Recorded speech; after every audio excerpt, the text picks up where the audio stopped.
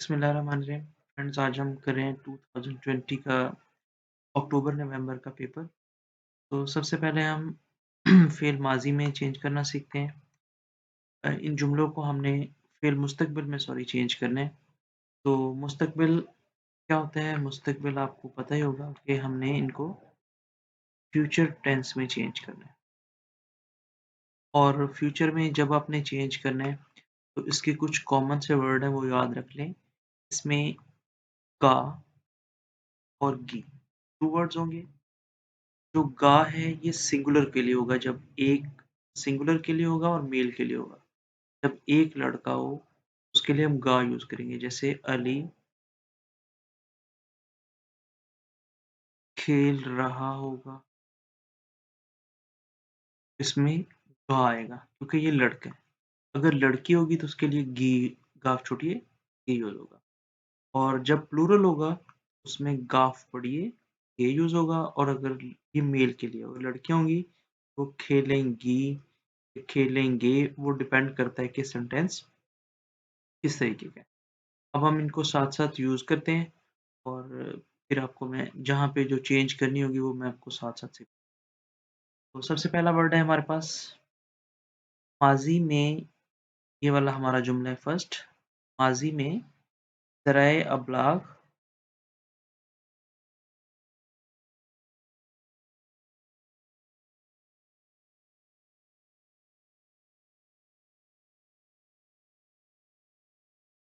अच्छा, इसमें है माज़ी में ज़राए अबलाग लोगों की सोच बदल सकते थे। पास्ट में लिखा हुआ है, तो माज़ी पास्ट की बात हो रही है, तो इसको कट करके हम बना देंगे मुस्तक़बिल। मीम, सीन, ते, काफ, बे और ता। तो हम चेंज कर देंगे मुस्तक़बिल, ठीक है? मुस्तक़बिल में भी ज़राए-इबलाग लोगों की सोच बदल सकते थे, इसको कट करके हम लिख देंगे बदल सकेंगे। ई, काफ, ये और हाँ, ये बन जाएगा आपका सकें। अब देखें, अब आपका टेंस जो है वो मुस्तक़बिल में तब्दील हो गया। मुस्तक़बिल में भी ज़राए-इबलाग लोगों की सोच बदल सके। अब इसके बाद हमारा जो नेक्स्ट सेंटेंस है अ,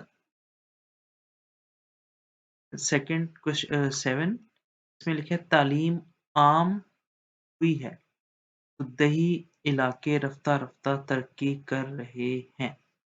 हुई है तो इसको चेंज कर देंगे हम तालीम आम हुई। दही कहते हैं देहाती इलाकों को, विलेजेस को।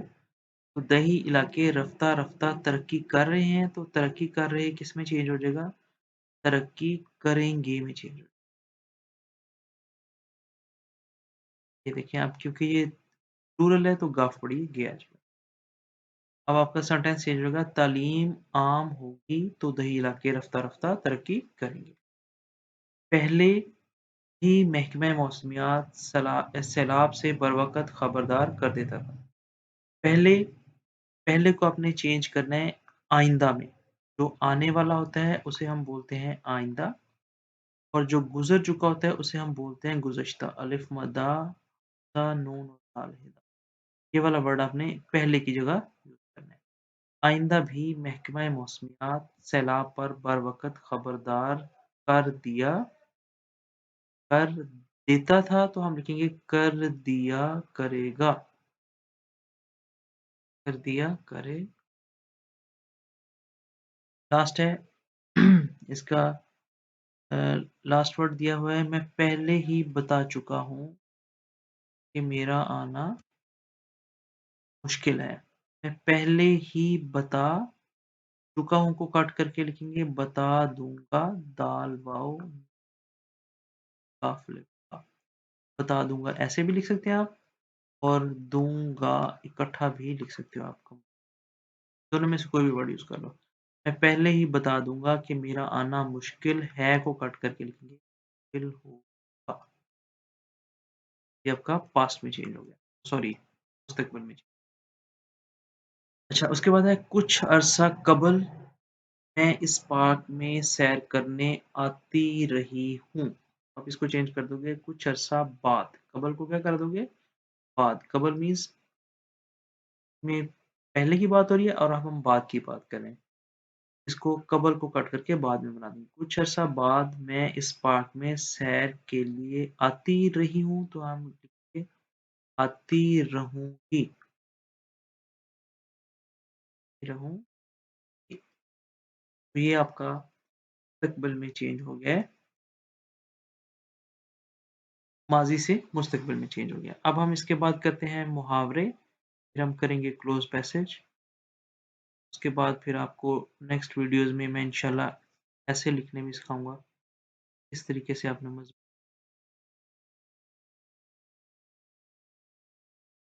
अच्छा इसमें हमारे जुमले हैं, पहला वर्ड है हमारा सर आँखों पर बिठाना। सर आँखों पर बिठाना का मतलब होता है कि बहुत ज़्यादा किसी को बहुत ज़्यादा इज़्ज़त देना, बहुत ज़्यादा रिस्पेक्ट देना। जब आपके घर में कोई मेहमान आता है या कोई गेस्ट आता है तो आप बहुत ज़्यादा रिस्पेक्ट देते हो, तो आप उसे सर आँखों पर बिठाते हो। इसका मैंने बिल्कुल सिंपल सा आसान से जुमले बनाने हैं जो आपको याद भी रहें। बस आपने लिख लेना है पाकिस्तानी लोग मेहमानों को सर आँखों पर बिठाते हैं। सर आँखों पर बिठाते हैं।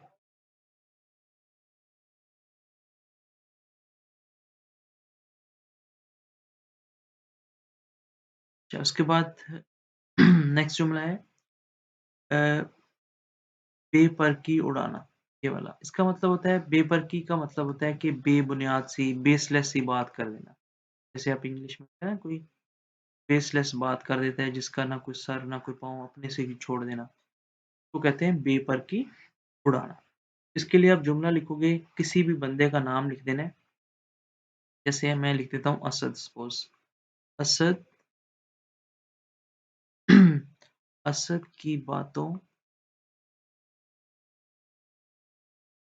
का क्या एतबार, कॉमा डालना है, वो तो हर वक्त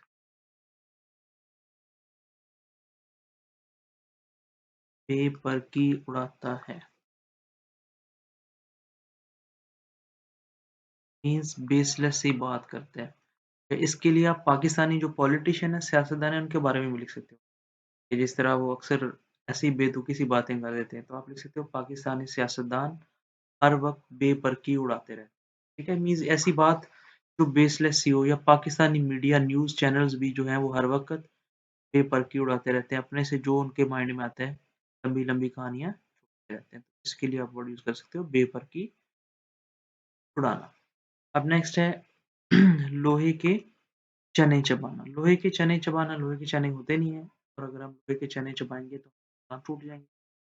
इसका मतलब होता है मुश्किल काम, कोई इम्पॉसिबल सा काम। ठीक है, तो आप आसान सा लिख लो, डॉक्टर बनना, या कोई भी और ऐसी फील्ड जो डिफिकल्ट हो। ठीक है, डॉक्टर बनना लोहे के चने चबाने के मुतरादिफ है। चने चबाने के मुतरादिफ लिख सकते हो आप। मुतरादिफ के मीन्स होते हैं सिमिलर। मुतरादिफ है या बराबर है, इन दोनों में से कुछ भी लिख सकते हो, दोनों सही है। चने चबाने के मुतरादिफ।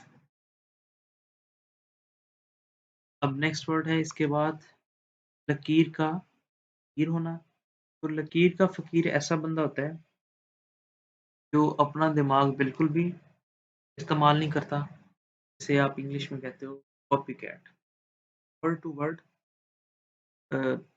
लकीर का फ़कीर होता है, उसे हम कह देते हैं कि इसको कोई सेंस नहीं है, जिस तरह अक्सर लोग होते हैं जो दूसरों को कॉपी करते हैं, फुली कॉपी करते हैं, अपना दिमाग इस्तेमाल नहीं करते, इसके लिए लकीर का फ़कीर।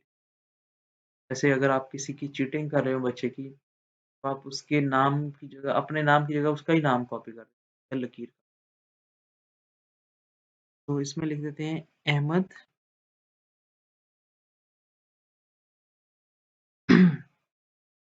अहमद पढ़ाई में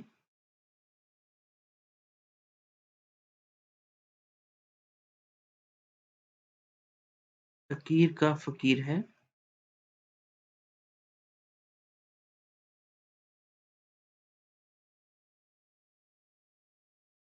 वो अपना दिमाग बिल्कुल इस्तेमाल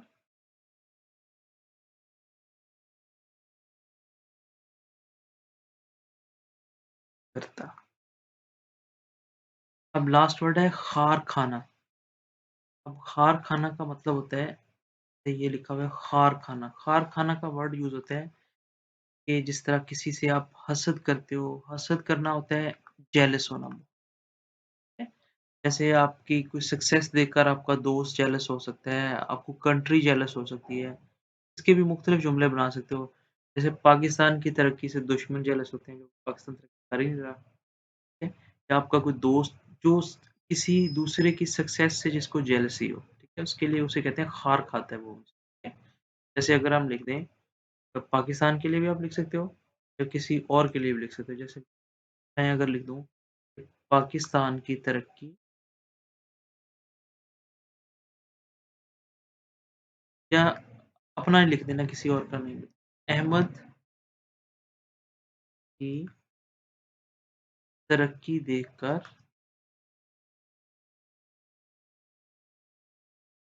उसके दोस्त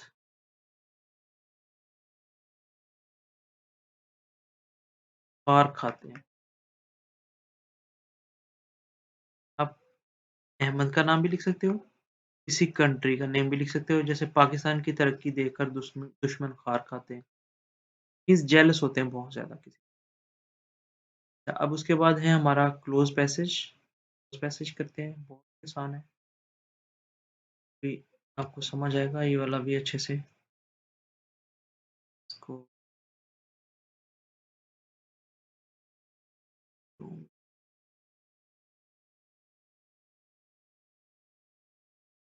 तो ये हमारा पैराग्राफ है। सबसे पहले हम जो वर्ड्स गिवन है वो पढ़ लेते हैं, उनके मीनिंग क्या है। पहला वर्ड है तबीयत। तबीयत होती है जैसे किसी इंसान की तबीयत ठीक नहीं है, मीन्स हेल्थ रिलेटेड जो बात होती है उसको तबीयत कह देते हैं।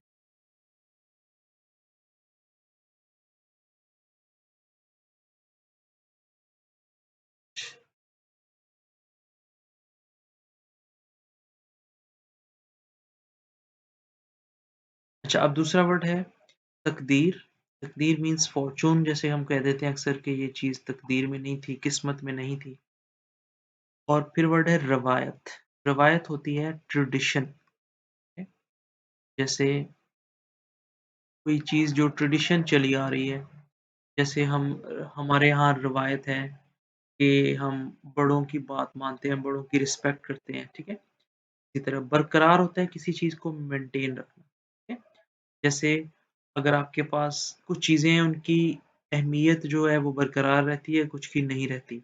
जैसे वो पुराने फ़ोन होते थे, जो पीटीसीएल वगैरह जो घरों में होते हैं, उनकी अहमियत आजकल बरकरार नहीं है, कि वो ना इतने ज़्यादा इम्पोर्टेंस उनकी नहीं।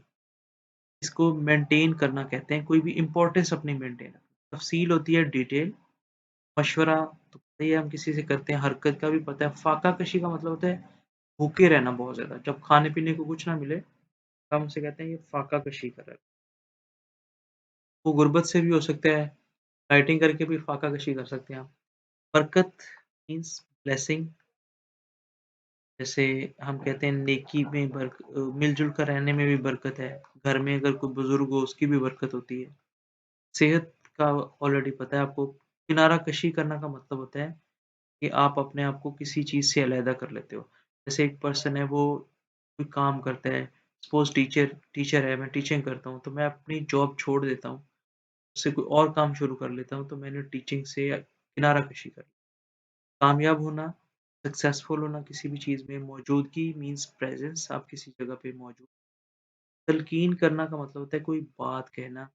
जैसे आप किसी को फ़ोर्स तो नहीं कह सकते, किसी को नसीहत करना कि यार, जैसे हम कहते हैं कि बड़ों की, जैसे अगर हमें कोई कहता है बड़ों का एहतराम करो, वो हमें तलकीन कर रहे हैं। जब हमें कहते हैं झूठ मत बोलो तो वो भी हमें तलकीन कर रहा है। शोहरत होती है फेम, ठीक है? जिस तरह कोई स्पोर्ट्स पर्सन है, क्रिकेटर, फुटबॉलर है, उसको बहुत ज़्यादा शोहरत मिलती है, एक्टर, मॉडल किसी को। अब हम पैराग्राफ रीड करते हैं और फिर इसमें ये वर्ड, पहला वर्ड है बुजुर्गों को घर के लिए बाहिसे डैश समझा जाता है। बुजुर्ग हमारे घर के लिए क्या होते हैं? ब्लेसिंग होते हैं। तो ब्लेसिंग के लिए क्या वर्ड है यहाँ पे? बरकत। बुजुर्गों को घर के लिए बरकत समझा जाता है। अब फर्स्ट में हम यहाँ पे लिख देंगे बरकत मीन्स ब्लेसिंग है, ये हमारी फर्स्ट वाली। हमारी मजहबी मीन्स हमारी रिलीजियस, समाजी रवायत, सोशल ट्रेडिशंस जो होती है, सोसाइटी हमारी क्या है, भी वालिदैन समेत तमाम बुजुर्गों से मोहब्बत और एहतराम की डैश करती है। क्या करती है मोहब्बत और एहतराम की? तलकीन करती हैं, जो हमने वर्ड पढ़ा था ये वाला। है। तलकीन करना मीन्स कि हमारी मजहबी मीन्स हमारा रिलीजन और हमारी सोसाइटी हमें कहती है कि अपने बड़ों का एहतराम करो। तो यहाँ पे हम वर्ड यूज़ करेंगे तलकीन। ते, काम, काफ ये और इनकी ज़रूरत का ख़्याल रखने के साथ-साथ उन्हें ये एहसास दिलाना भी ज़रूरी है कि घर में इनकी अहमियत अब भी डैश है। अब भी क्या है? अब भी बरकरार है। बरकरार है मीन्स कि अभी भी उनकी उतनी ही इम्पोर्टेंस है जितनी कि उनकी पहले थी। ये वाला वर्ड है, बरकरार। जिस्मानी कमज़ोरी के सबब वो ज़िंदगी के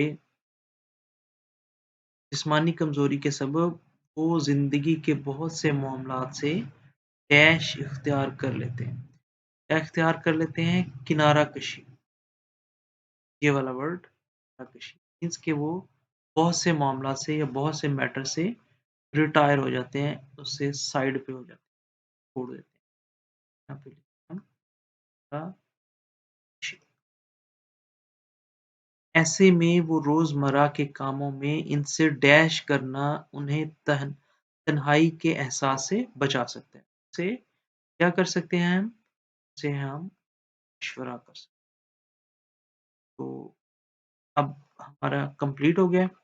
पहले में बरकत है, बुजुर्गों के घर के लिए बायस बरकत समझा जाता है। फिर दूसरे में आएगा कि हमारी मजहबी और समाजी रवायात मोहब्बत और एहतराम की तलकीन करती हैं। इनकी ज़रूरत का ख़्याल रखने के साथ-साथ ये एहसास दिलाना भी ज़रूरी है कि उनकी अहमियत अभी भी बरकरार आएगा। फिर उसके बाद है किनारा कशी और लास्ट में हमारा मशवरा। तो होपफुली ये आपको अच्छे से समझ आ गया होगा। इंशाल्लाह नेक्स्ट वीडियो में हम पेपर 1 भी स्टार्ट करेंगे। हम ऐसे लिखेंगे।